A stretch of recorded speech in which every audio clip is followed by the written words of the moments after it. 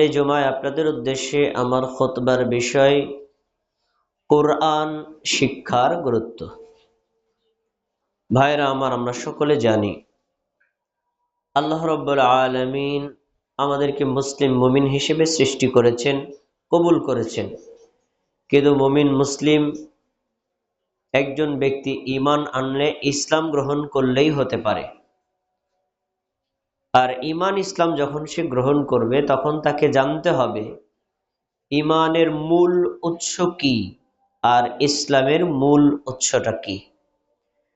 আসলে ঈমান এবং ইসলামের যে জ্ঞান, এই জ্ঞানের মূল উৎস হলো কোরআন। এজন্য আপনি যদি পরিপূর্ণ মুমিন হতে চান, পরিপূর্ণ মুসলিম হতে চান, আপনাকে অবশ্যই আল্লাহর যে মূল দেওয়া বিধান, কোরআনের জ্ঞান অর্জন করতে হবে। এটা প্রত্যেক মুমিনেরই জরুরি। যখন আপনি কোরআন সম্পর্কে জ্ঞান অর্জন করতে পারবেন, তখন আল্লাহ তাআলার বিধিবিধান সম্পর্কে আপনার সম্যক ধারণা থাকবে। তখন আপনি আল্লাহর বিধিবিধান মেনে জীবন পরিচালনা করতে পারবেন। আর ওই আয়াতটাকে বাস্তবায়ন করার জন্য নবী সাল্লাল্লাহু আলাইহি ওয়াসাল্লাম যে হাদিসগুলো বলেছেন, কোন আয়াতের কি অনুবাদ হবে, কোন আয়াতের কি ব্যাখ্যা হবে, আয়াতগুলো আমাদের জীবনে আমরা কিভাবে বাস্তবায়ন করব, তার যে নিয়ম নীতি রাসূল সাল্লাল্লাহু আলাইহি ওয়াসাল্লাম নিজে করেছেন এবং বলেছেন, ওটার নাম হলো হাদিস। তাই কোরআন হলো মূল, আর হাদিস হলো কোরআনের ব্যাখ্যা। এই আল্লাহর দেওয়া কোরআন, নবী সাল্লাল্লাহু আলাইহি ওয়াসাল্লামের হাদিসের সমন্বয়ই ইসলামী বিধান। এজন্য আমরা সকলেই কোরআন এর যে মূল জ্ঞান, এটা প্রত্যেকেই অর্জন করব। এটার দুইটা কাজ হবে। একটা হলো আমি মুমিন মুসলিম হিসেবে ঈমান আর ইসলাম সম্পর্কে জানতে পারবো, পাশাপাশি কোরআন জানার পিছনে যে সময়টা ব্যয় করেছি, এই সময়টাও আল্লাহর ইবাদত বলে গণ্য হবে। রাসূল সাল্লাল্লাহু আলাইহি ওয়াসাল্লাম তিনি নিজে কোরআন তিলাওয়াত করতেন, কোরআন পড়তেন, সাহাবীদেরকে শিক্ষা দিতেন এবং তার পরবর্তী প্রজন্ম যারা আছে তাদের সবাইকে পড়তে উৎসাহ দিতেন। কেন? কোরআনের চর্চা, জ্ঞান যতদিন থাকবে, ইসলামও ততদিন থাকবে। কোরআন থেকে মানুষ যত দূরে সরে যাবে, আল্লাহর বিধান থেকে দূরে সরে যাবে, তখন ঈমান ইসলাম থেকেও দূরে সরে যাবে। যার বাস্তব প্রমাণ বর্তমান দুনিয়ার মুসলিমগণ, তারা রাস্তায় নেমে নিজেদের জীবন দিতে রাজি আছে, সূরা ফাতিহা শিখতে রাজি না। রাস্তায় নিজের জীবন বুলেটের পিছনে দিতে রাজি আছে, কিন্তু ইসলামের জ্ঞান অর্জন করতে রাজি না। এই জন্য বোঝা যাচ্ছে যে আসলে আমরা সঠিক পথে হাঁটতেছি না। কেন? জ্ঞান অর্জনের অভাবে। এই জন্য আল্লাহ তাআলা নিজে যেমন কোরআন তেলাওয়াত করতে আদেশ করেছেন, উৎসাহ দিয়েছেন, নবী সাল্লাল্লাহু আলাইহি ওয়াসাল্লাম অনেক হাদিস কোরআন শিক্ষার পিছনে ব্যয় করলে কি নেকি হবে তাও উল্লেখ করেছেন। আসুন কয়েকটা আয়াত আর হাদিস আপনার সামনে পেশ করছি। সূরা কাহফ ২৭ নম্বর আয়াতে আল্লাহ তাআলা বলেন, ওয়াতলু মা উহিয়া ইলাইয়া মিন কিতাবি রাব্বিক। তুমি তোমার রবের পক্ষ থেকে যে কিতাব তোমাকে দেয়া হয়েছে, মানে কোরআন, ওয়াতলু, এইটা তুমি তেলাওয়াত করে শোনাও। নিজে তেলাওয়াত করো, নিজে বুঝবা, আবার অপরকেও বুঝাবা। লা মুবাদদিলা লিকালিমাতিহি। কেন তুমি আল্লাহর দেওয়া কিতাবের তেলাওয়াত করবা? কারণ আল্লাহর যে দেওয়া তেলাওয়াত, এই তেলাওয়াতকৃত আয়াতের, এই শব্দের এর কোনো পরিবর্তন নাই, কারণ আল্লাহর চূড়ান্ত বিধান। তাহলে অত্র আয়াতে আল্লাহ তাআলা তার নবীকে কোরআন তেলাওয়াত করতে আদেশ করেছেন। এই আদেশটা পরোক্ষভাবে আমাদের উপর প্রযোজ্য। এরপরে কোরআন কিভাবে পড়বেন, কিভাবে তেলাওয়াত করবেন, তার শিক্ষাও আল্লাহ তাআলা সূরা মুজাম্মিলে দিয়েছেন। প্রসিদ্ধ একটি আয়াত, আল্লাহ তাআলা বলেছেন, ওয়ারাত্তিলিল কুরআনা তারতিলা। তুমি কোরআন তেলাওয়াত করবা তারতিল সহকারে। তারতিল মানে ধীর স্থিরভাবে, শান্তশিষ্টভাবে, যেখানে যতটুকু টানা দরকার, যেখানে যে নিয়ম কানুন আসে ওই নিয়ম অনুযায়ী, তাড়াহুড়া করে না। তাহলে রাসূল সাল্লাল্লাহু আলাইহি ওয়াসাল্লামকে আল্লাহ তাআলা কোরআন তেলাওয়াত করতে আদেশ করেছেন এবং শান্তশিষ্টভাবে পড়ারও আদেশ করেছেন। আমাদের জন্য একই বিধান, আমরাও কোরআন তেলাওয়াত করব এবং তা ধীর স্থির ভাবে শান্তশিষ্ট ভাবে তেলাওয়াত করব, সালাতের মধ্যে হোক অথবা সালাতের বাইরে হোক।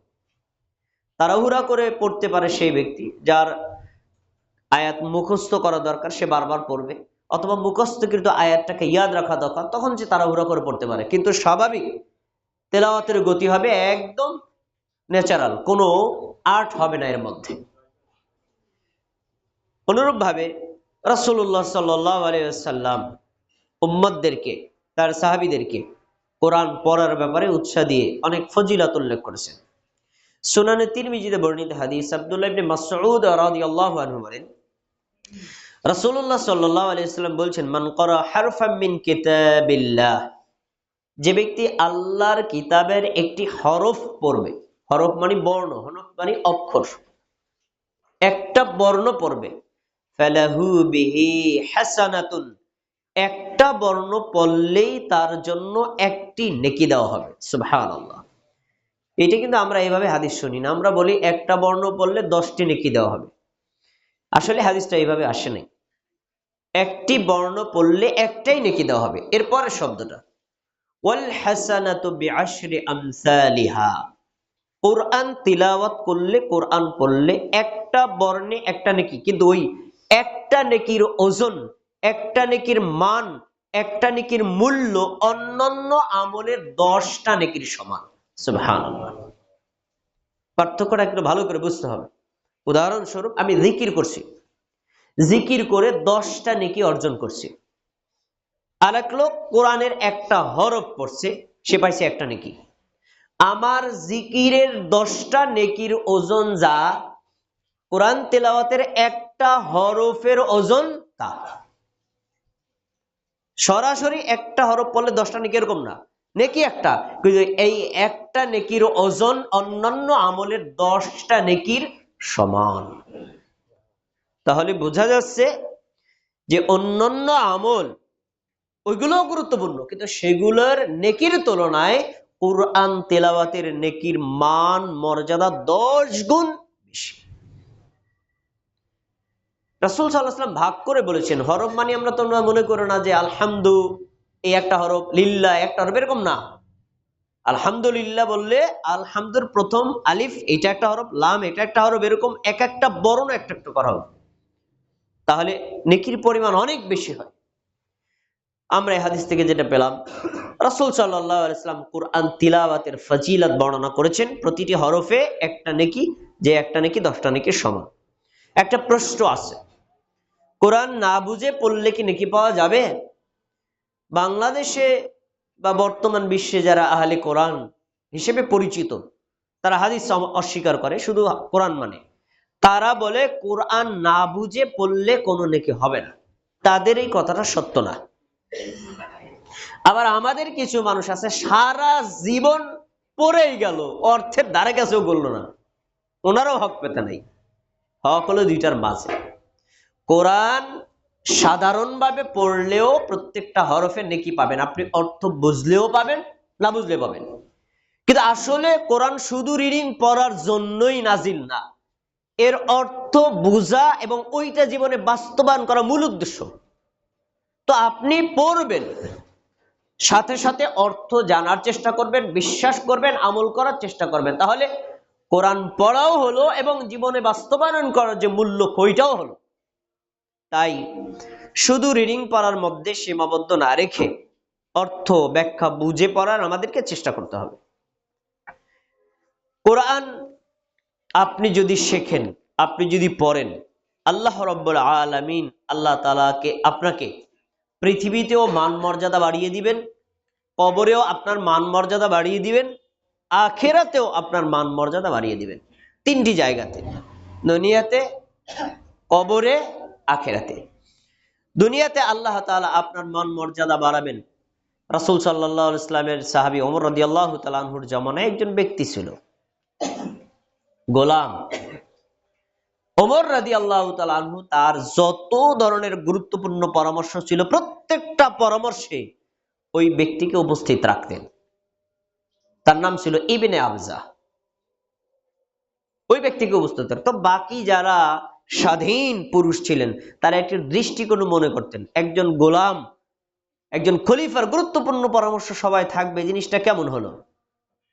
তখন ওমর রাদিয়াল্লাহু তাআলা আনহু কেন তাকে রাখতেন এ বিষয়ে ব্যাখ্যা করে বুঝাইছেন যে শোনো, সে কোরআনের ব্যাপারে অত্যন্ত পারদর্শী, কোরআনের জ্ঞান অর্জন করার কারণে সে গোলাম হওয়া সত্ত্বেও আমি তার পরামর্শ সবাই রেখেছি। এবং হাদিসে রাসূল সাল্লাল্লাহু আলাইহি ওয়াসাল্লাম বলেছেন, এই কোরআন মানুষের মর্যাদা বাড়িয়ে দিবে, আবার এই কোরআন মানুষের মর্যাদা কমায় দিবে। তো অতএব তার মান মর্যাদা গোলাম হওয়া সত্ত্বেও বেড়েছে কেন?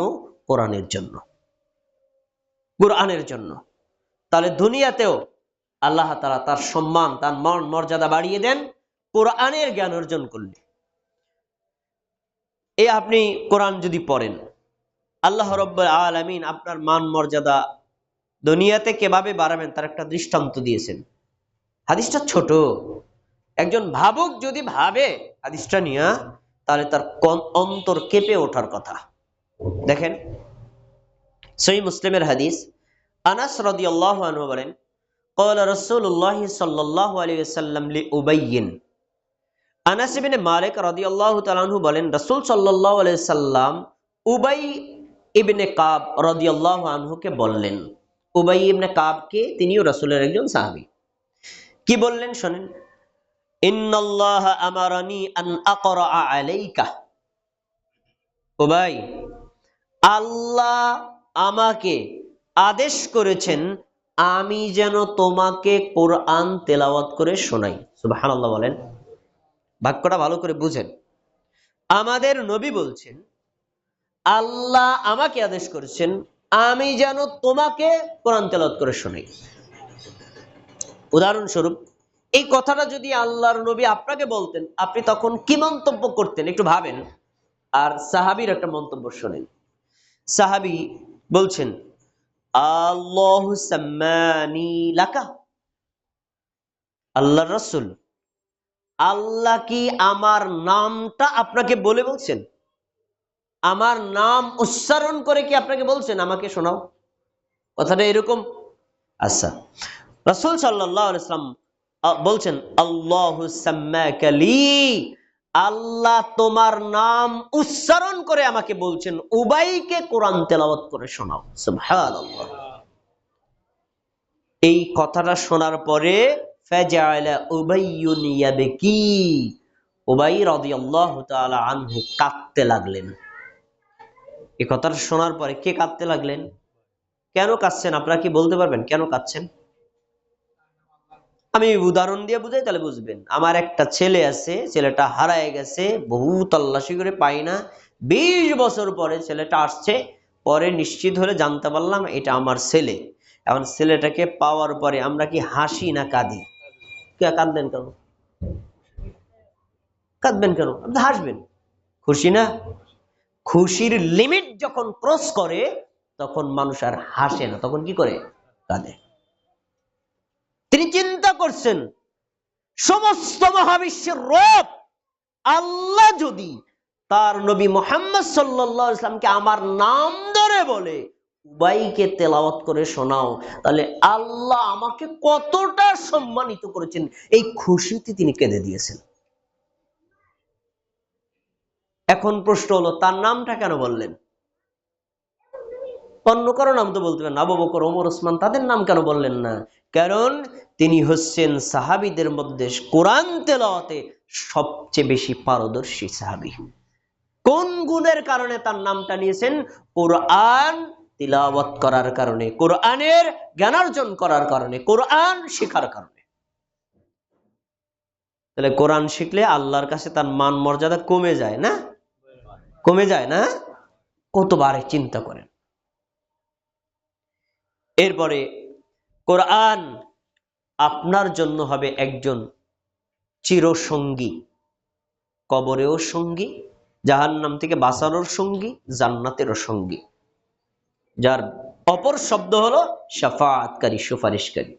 আমরা জাহান্নাম থেকে বাঁচার জন্য পীরের সুপারিশ কামনা করি, বিভিন্ন পীর বুজুর্গদের সুপারিশ কামনা করি, কবরের মাজারির সুপারিশ কামনা করি ইত্যাদি। তো এগুলো ইসলামের শরীয়তের অ্যালাউকৃত শাফাআতকারী না। কোরআন আপনার জন্য হলো এক জ্বলন্ত জীবন্ত সুপারিশকারী। সামনে আসছে রমজান, ওই রমজানের প্রেক্ষাপটে রাসূল সাল্লাল্লাহু আলাইহি ওয়াসাল্লাম হাদিসটা বলছেন, আস-সিয়াম ওয়াল কুরআন ইয়াশফাআনি লিল আবদ। কোরআন আর সিয়াম বান্দার জন্য শাফাআতকারী হিসেবে আসবে।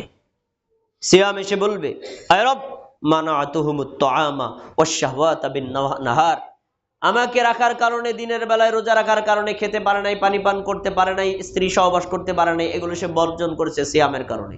রব আমার পক্ষ থেকে তার জন্য শাফাআত কবুল করো।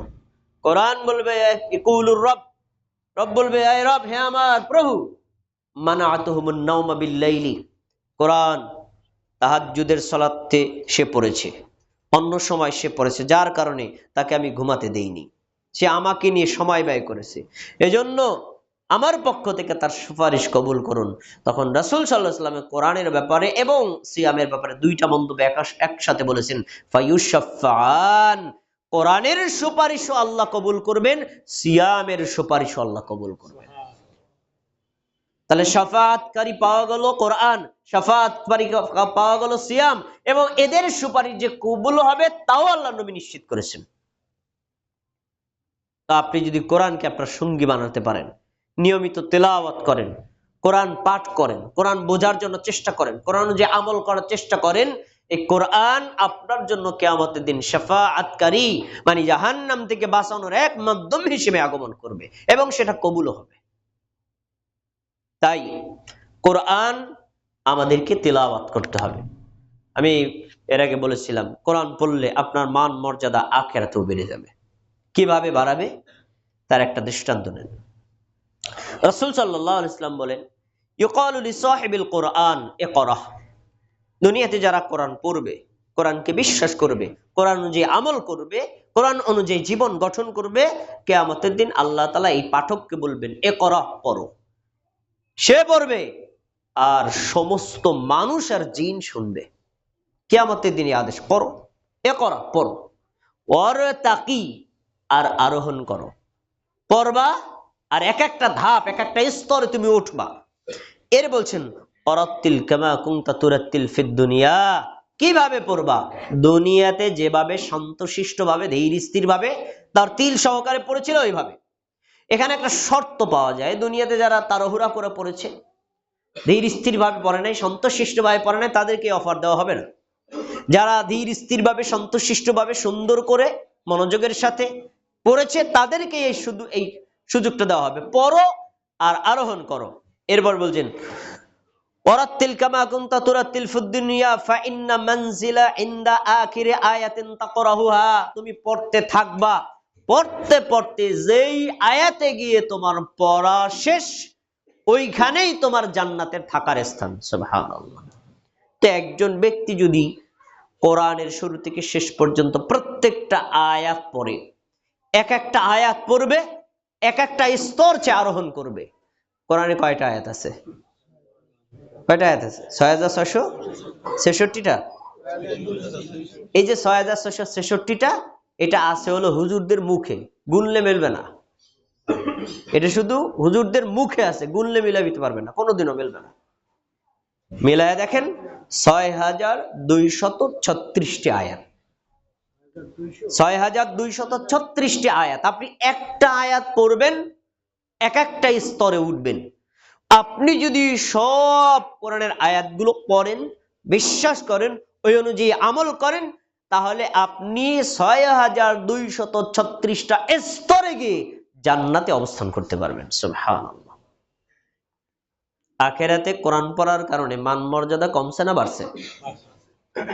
তাহলে কোরআনের সাথে সম্পৃক্ত থাকলে আল্লাহ আখিরাতেও আপনার মান মর্যাদা বাড়িয়ে দিবেন। এমন সময় বাড়াবেন যেদিন আদম থেকে একদম কিয়ামতের আগ পর্যন্ত প্রত্যেকটা মানুষ আপনার মান সম্মান দেখবে।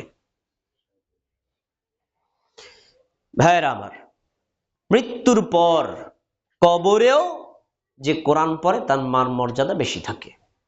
একটা দলিল নেন, রাসূল সাল্লাল্লাহু আলাইহি ওয়াসাল্লাম বদরের যুদ্ধে সাহাবীদেরকে নিয়ে অংশগ্রহণ করেছিলেন, উহুদের যুদ্ধে সাহাবীদের নিয়ে অংশগ্রহণ করেছিলেন। তো উহুদের যুদ্ধে প্রায় 70 জন সাহাবী মৃত্যুবরণ করেছিলেন, শাহাদাত বরণ করেছিলেন। তো যখন 70 জন লোক মারা যাবে তখন তো এক একজন আলাদা করে কবর খনন করে কবর দেওয়া মুশকিল। তখন রাসূল সাল্লাল্লাহু আলাইহি ওয়াসাল্লাম বড় করে কবর খনন করতে বলছেন, এক একটা কবরে 10 জন 20 জন করে রাখার জন্য। তো যখন কবর খনন করা হয়ে গেছে, লাশ রাখবে, তখন আমাদের নবী বলেছিলেন যে কবরে যখন লাশগুলো রাখবা, যে কোরআন সবচেয়ে বেশি জানে তাকে কিবলার দিকে দেবা। যে কোরআন সবচেয়ে বেশি জানে তাকে দিবা সবার সামনে, আর কম যে জানবে তাকে দেবা পেছনে।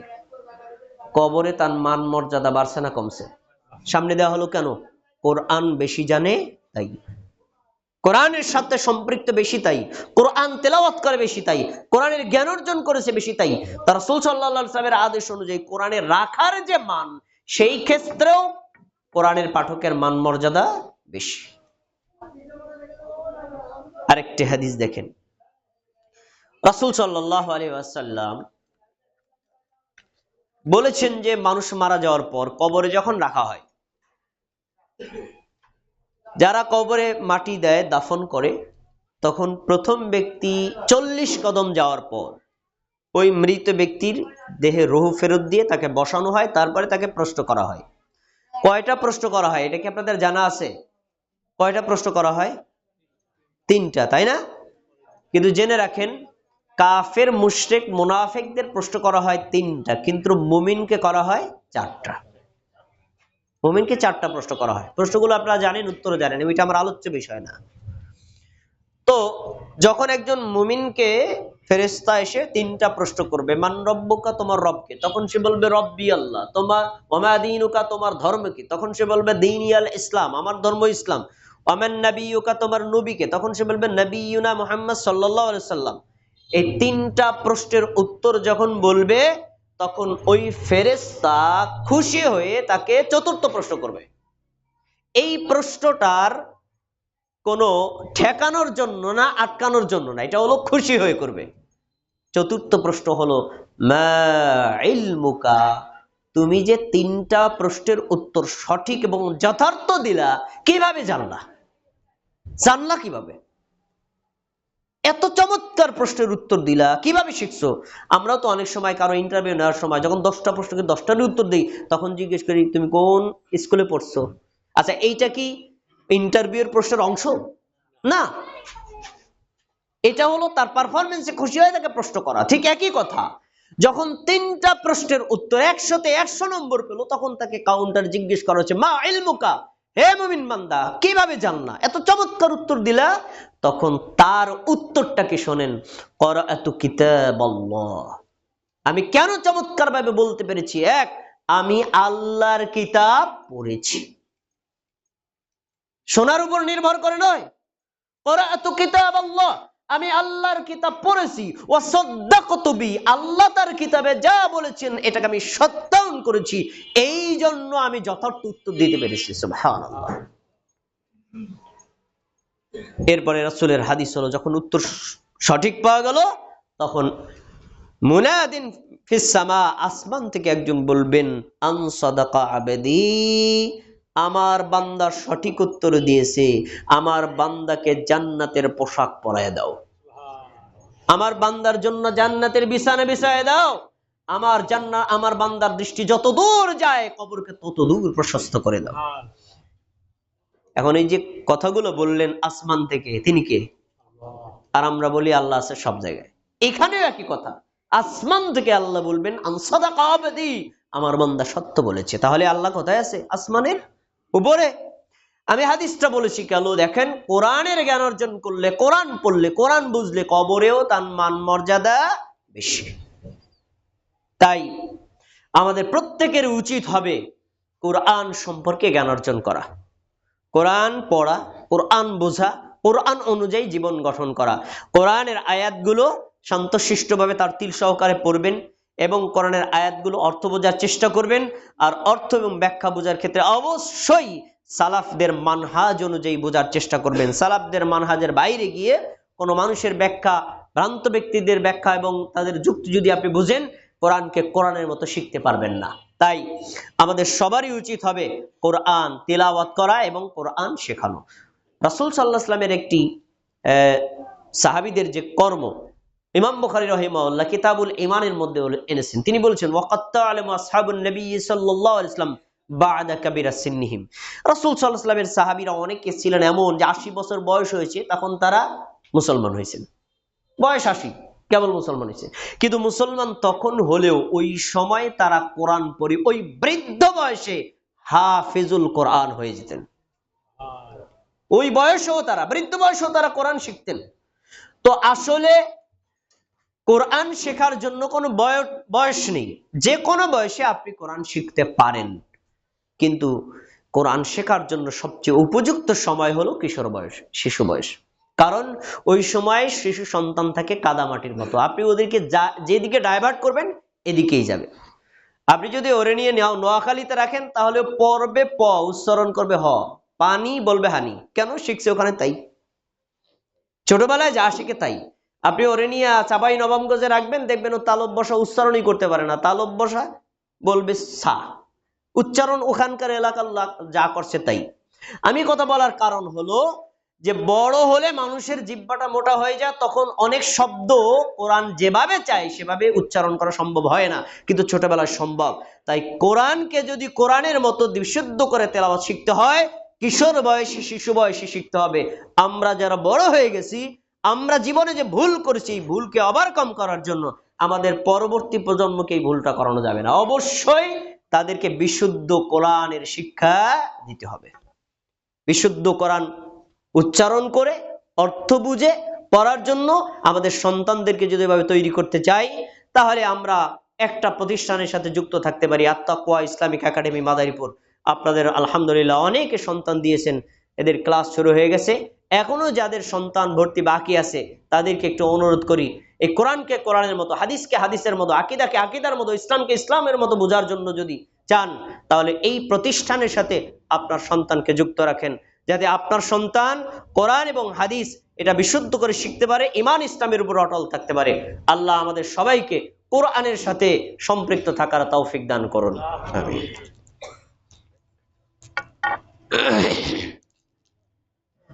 ইন্নাল হামদালিল্লাহ নাহমাদুহু ওয়া নাস্তাঈনুহু ওয়া নাস্তাগফিরুহু ওয়া নু'মিনু বিহি ওয়া নাতাওয়াক্কালু আলাইহি ওয়া নাউযু বিল্লাহি মিন শুরুরি আনফুসিনা من يهد الله فلا مضل له ومن يضلله فلا هادي له وأشهد أن لا إله إلا الله وأشهد أن محمدا عبده ورسوله فيا أيها المسلمون قال الله تبارك وتعالى في القرآن المجيد أعوذ بالله من الشيطان الرجيم بسم الله الرحمن الرحيم إن الله وملائكته يصلون على النبي يا أيها الذين آمنوا صلوا عليه وسلموا تسليما اللهم صل على محمد وعلى آل محمد كما صليت على إبراهيم وعلى آل إبراهيم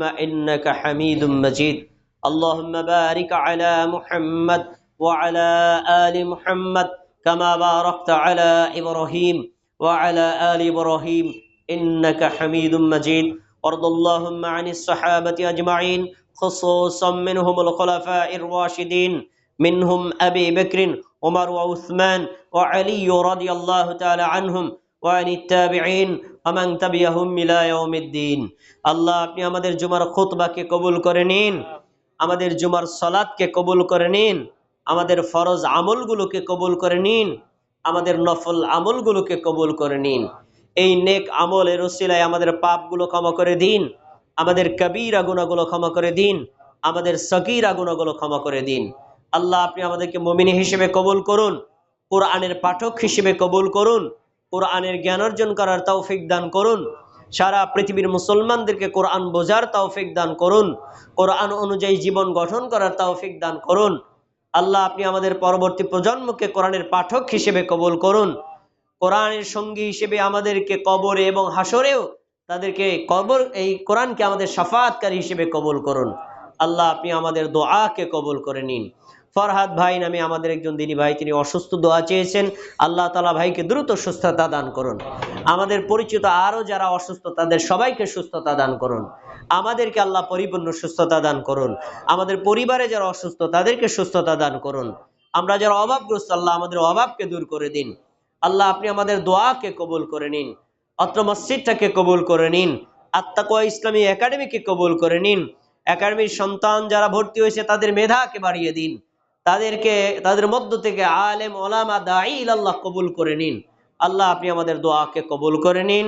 ইন্নাল্লাহা ইয়া'মুরু বিল আদলি ওয়াল ইহসান ওয়া ইতা'i যিল কুরবা ওয়া ইয়ানহা আনিল ফাহশাই ওয়াল মুনকারি ওয়াল বাগি ইয়া'iযুকুম লাআল্লাকুম তাযাক্কারুন ফাযকুরুনি আযকুরুকুম ওয়াশকুরু লি ওয়া লা তাকফুরুন।